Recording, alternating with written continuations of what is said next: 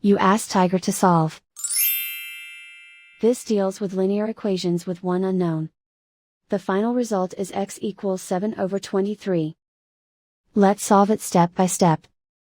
Simplify the expression. Expand the parentheses.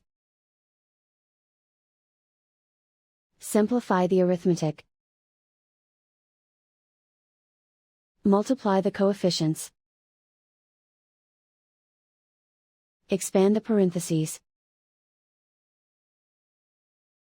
Group like terms. Simplify the arithmetic.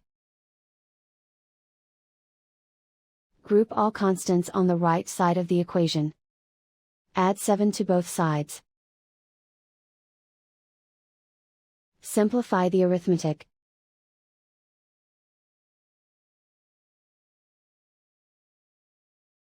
Isolate the x. Divide both sides by 23. Simplify the fraction. And so the final result is x equals 7/23.